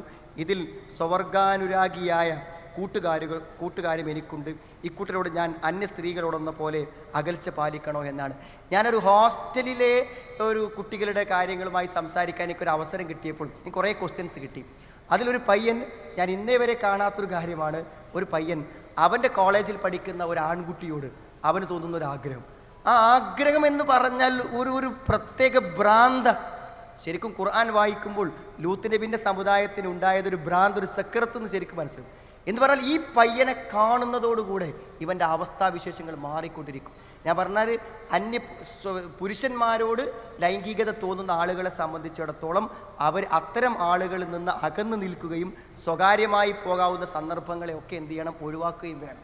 ഒരു പക്ഷേ ഏറ്റവും അപകടകരമായതും ഒരു സമൂഹത്തെ നശിപ്പിച്ചതുമായ തിന്മയാണ് സ്വവർഗരതി എന്ന് പറഞ്ഞാൽ സ്വന്തം സെക്സിൽപ്പെട്ട ആളുകളുമായുള്ള ലൈംഗിക ബന്ധം. ഇതിൻ്റെ വലിയൊരു ദുരന്തം താരങ്ങൾ. ഞാൻ ലൈംഗിക രംഗത്ത് നിയന്ത്രണങ്ങൾ തീരെ സാധ്യമാകാത്ത ആളുകളോട് ഞാൻ 2 ചോദ്യം ചോദിക്കാറുണ്ട്. ഇന്നും ഞാൻ ചോദിച്ചു, ചെറുപ്പത്തിൽ നിന്നെ ആരെങ്കിലും ഇത്തരം കാര്യങ്ങൾക്ക് ഉപയോഗിച്ചിട്ടുണ്ടോ എന്ന്. ഉപയോഗിച്ചിട്ടുണ്ട് എന്നൊരാൾ പറഞ്ഞാൽ വളരെ നേരത്ത് അയാളിൽ ലൈംഗിക താല്പര്യങ്ങൾ തുടങ്ങും. അത് കൺട്രോൾ ചെയ്യാൻ വളരെ സാഹസപ്പെടേണ്ടി വരും. മറ്റൊരു കാര്യം, ഒരു സ്കൂൾ പ്രായത്തിൽ ആരെങ്കിലും വല്ല സെക്സ് ആയിട്ടുള്ള വീഡിയോകളും കാണിച്ചു തന്നിട്ടുണ്ടോ? ഈ 2-ലൊരു ഉത്തരം മിക്കവാറും കൺട്രോൾ ചെയ്യാൻ പറ്റാത്ത ലൈംഗിക സ്വഭാവമുള്ള ആളുകൾ പലപ്പോഴും ഏറ്റുപറയാറുള്ള, സമ്മതിക്കാറുള്ള കാര്യമാണ്. നമ്മൾ ഇത് വളരെ സൂക്ഷിക്കണം. നിങ്ങൾ ഏതെങ്കിലും ഒരാളെ ഉപയോഗിച്ചാൽ ആ കുട്ടി ജീവിതകാലം മുഴുവൻ ഒരു ദുരന്തത്തിലേക്ക് വഴി നടത്തപ്പെടുന്നു എന്ന് മാത്രമല്ല, അവൻ എന്നും നിങ്ങളെ കാണുമ്പോൾ, നിങ്ങളെ പ്രായപൂർത്തിയായ സമയത്ത് ഒരു കുഞ്ഞു പൈതലാകുമ്പോൾ നിങ്ങൾ അവനൊരു തിന്മക്ക് ഉപയോഗിച്ചതിൻ്റെ ആ ദുരന്തവും ആ പേടിയും ആ വെറുപ്പും മരണം വരെയും നിങ്ങളോട് അയാൾ കാത്തു സൂക്ഷിക്കും. നിങ്ങൾ ഉപയോഗപ്പെടുത്തിയ കുട്ടികൾ എന്നും നിങ്ങളുടെ ശത്രുക്കളായിരിക്കും. മുതിർന്നു വരുമ്പോൾ അവരുടെ മുഖത്ത് നോക്കുമ്പോൾ എന്നും നിങ്ങൾക്ക് ആ ഒരു അപകർഷതയും ലജ്ജയും നിങ്ങളെ വേട്ടയാടിക്കൊണ്ടിരിക്കും. ഒരു കാരണവശാലും നമ്മൾ സംഭവിക്കാൻ പറ്റാത്തൊരു കാര്യമാണ്. ഒരു പക്ഷേ പഴയ കാലത്തൊക്കെ ഇസ്ലാമിക രാഷ്ട്രങ്ങളിൽ തലവെട്ടാൻ കൽപ്പിച്ച പാപമാണ് യഥാർത്ഥത്തിൽ സ്വന്തം സെക്സിൽപ്പെട്ട ആളുകളോടുള്ള ലൈംഗിക ബന്ധമെന്ന് പറഞ്ഞാൽ ലൈംഗികത ഏതുമാവട്ടെ, സ്വന്തം ഇണയോടല്ലാത്ത വിശുദ്ധമല്ലാത്ത ഏതു ലൈംഗികതയും നമ്മുടെ ഇഹലോക ജീവിതത്തെയും പരലോക ജീവിതത്തെയും നശിപ്പിക്കുന്നതാണെന്ന് മനസ്സിലാക്കി അതിന് പിൻവാങ്ങുവാനും തൗബ ചെയ്യുവാനും ഇന്നത്തെ രാത്രിയോടുകൂടെ നമ്മുടെ പകലും നമ്മുടെ രഹസ്യവും പരസ്യവും രാത്രിയും പകലും നമ്മുടെ ബെഡ്റൂമും പുറത്തും എല്ലാം ഒരേ മുഖമുള്ള ഒരേ മനസ്സുള്ള സത്യസന്ധരാവാൻ നമുക്ക് സാധിക്കുന്നുവെങ്കിൽ തീർച്ചയായും നമ്മുടെ ജീവിതം വിശുദ്ധമാകും. നാളെ യൗമ തുബുല സറായിർ, എല്ലാ രഹസ്യങ്ങളും പുറത്തു കൊണ്ടുവരപ്പെടുന്ന വഹുസ്സില മാഫി സുദൂർ, ഹൃദയങ്ങളിൽ നിന്ന് പുറത്തേക്ക് കൊണ്ടുവരപ്പെടുന്ന ഒരു ദിവസത്തിൽ പറയുന്ന ഞാനും കേൾക്കുന്ന നിങ്ങളും നിൽക്കേണ്ടതുണ്ട് സുഹൃത്തുക്കളെ. അത് കയ്യിൽ വരുമ്പോൾ ഒരു പക്ഷേ ഇത് അവസാനിപ്പിച്ചെങ്കിൽ അത് അള്ളാഹു മായിച്ചു തന്നുവെങ്കിൽ അതൊരു വലിയ സൗഭാഗ്യമായിരിക്കും. അറിയുമ്പോൾ തിരുത്തിയാൽ മടങ്ങിയാൽ അള്ളാഹു സ്വീകരിക്കും. അള്ളാഹു തവ്വാബാണ്, ഏറ്റവും അധികം പശ്ചാത്താപം സ്വീകരിക്കുന്നവൻ എന്നൊരു പേര് അള്ളാഹു സ്വയം സ്വീകരിച്ചിരിക്കുന്നു. പശ്ചാത്താപം സ്വീകരിക്കുന്നവൻ എന്നൊരു പേര് അല്ല സ്വീകരിച്ചത് നമുക്ക് പശ്ചാത്താപം തരാനാണ്, നമ്മൾ തെറ്റ് ചെയ്യുമെന്ന് അറിയുന്നത് കൊണ്ടാണ്. അതുകൊണ്ട് അള്ളാഹുലേക്ക് ആത്മാർത്ഥമായി മടങ്ങുക, ദുരന്തങ്ങളിൽ നിന്നും വഴിമാറി നടക്കാൻ നമ്മൾ ആഗ്രഹിക്കുക, പ്രാർത്ഥിക്കുക. അള്ളാഹു സഹായിക്കട്ടെ. അസ്സലാമു അലൈക്കും. ഞാൻ GC വയനാട് നിന്നാണ്. ചോദ്യം, സ്ത്രീകൾ ജോലിക്ക് പോകുന്നതിൻ്റെ ഇസ്ലാമിക വിധി എന്താണെന്ന്? സഹോദരിയുടെ ചോദ്യം നിങ്ങളെല്ലാവരും ശ്രദ്ധിച്ചിട്ടുണ്ടാകും. സ്ത്രീകൾ ജോലിക്ക് പോകണ്ട എങ്കിൽ, പോകൽ അനുവദനീയമല്ല എങ്കിൽ എന്തിനാണ് ഇത്രയൊക്കെ പഠിക്കുന്നത് എന്നതും കൂടി അതിൻ്റെ അനുബന്ധമായിട്ടുണ്ടാകും. സത്യത്തിൽ ഇസ്ലാം ഒരു സ്ത്രീ ജോലി ചെയ്യുന്നതും സമ്പാദിക്കുന്നതും ഒരിക്കലും വിലക്കിയിട്ടില്ല. എത്രയും സമ്പാദിക്കാനും ആവശ്യമാണെങ്കിൽ ജോലി ചെയ്യാനും സ്ത്രീക്ക് അനുവാദം നൽകിയിട്ടുണ്ട്. ചില നിബന്ധനകളുണ്ട് എന്ന് മാത്രം. അത് ജോലിക്കുള്ള നിബന്ധനകളല്ല. പുരുഷനാണെങ്കിലും സ്ത്രീയാണെങ്കിലും ഇസ്ലാമിക സമൂഹത്തിൽ ജീവിക്കുമ്പോൾ പാലിക്കേണ്ടുന്ന നിയമങ്ങൾ, ആ നിയമങ്ങൾ ജോലി സ്ഥലങ്ങളിലും പാലിക്കണം. ജോലിയല്ലാത്ത സ്ഥലത്തും നമുക്ക് ഒരു പുരുഷനുമായിട്ട് ഒറ്റയ്ക്കിരിക്കാൻ പറ്റില്ല. അത് ജോലിയുടെ വേളയിലും പറ്റില്ല. അതുപോലെ തന്നെ ഇസ്ലാമികമായ വേഷവിധാനങ്ങൾ ധരിച്ചുകൊണ്ടും ഇസ്ലാമികമായ നിയമ നടപടികൾ സ്വീകരിച്ചുകൊണ്ടും അത് പാലിച്ചുകൊണ്ടും മാത്രമേ ഒരു സ്ത്രീക്ക് ജോലി സ്ഥലത്തും അതുപോലെ തന്നെ യാത്രയിലുമെല്ലാം പറ്റൂ. അതുപോലെ തന്നെ യാത്ര ചെയ്യുക ജോലിക്ക് വേണ്ടി, അതേപോലെ തന്നെ ദൂരസ്ഥലത്തേക്ക് പഠനത്തിന് വേണ്ടി ഒക്കെ യാത്ര ചെയ്യുമ്പോൾ അത് മഹ്റമോട് കൂടിയായിരിക്കുക. ഇങ്ങനെയുള്ള പൊതുവായ നിയമങ്ങൾ പാലിച്ചുകൊണ്ട് സ്ത്രീക്ക് ജോലി ചെയ്യൽ അനുവദനീയമാണ്. ജോലി ചെയ്യുകയും സമ്പാദിക്കുകയുമൊക്കെ ചെയ്യാവുന്നതാണ്. അപ്പോൾ വളരെ ചുരുങ്ങിയ കാര്യങ്ങൾ മാത്രം. ജോലിക്ക് എന്ന നിലക്ക് ഇസ്ലാം സ്ത്രീക്ക് പ്രത്യേകമായ നിയമങ്ങൾ വെക്കുന്നില്ല. പൊതുവായി മുസ്ലിം സ്ത്രീ ഒരു സമൂഹത്തിൽ പാലിക്കേണ്ടുന്ന ബാധ്യതകൾ, നിയമങ്ങൾ പാലിച്ചുകൊണ്ടായിരിക്കണം. അതോടൊപ്പം തന്നെ ഭർത്താവ് അവരുടെ കുടുംബത്തിൽ അവരുടെയും അവരുടെ മക്കളുടെയും ഒക്കെ ആവശ്യങ്ങൾ നിറവേറ്റിക്കൊടുക്കാൻ സന്നദ്ധനാവുകയും ഭർത്താവ് ജോലിക്ക് പോകൽ ഇഷ്ടപ്പെടുകയും ചെയ്യുന്നില്ല എങ്കിൽ, അഥവാ തൻ്റെ വീട്ടിൽ തൻ്റെ ഭാര്യ തൻ്റെയും തൻ്റെ കുടുംബത്തിൻ്റെയും കൂടെ മക്കളുടെയും കൂടെ ഉണ്ടായിരിക്കണമെന്ന് ആഗ്രഹിക്കുന്നുണ്ട് എങ്കിൽ അത്തരം സ്ത്രീകൾ ഭർത്താവിൻ്റെ ആഗ്രഹപ്രകാരം നിൽക്കുക തന്നെയാണ് ചെയ്യേണ്ടത്. അവർ ജോലിക്ക് പോകാതിരിക്കുകയാണ് വേണ്ടത് എന്നത് കൂടി നമ്മൾ മനസ്സിലാക്കുക.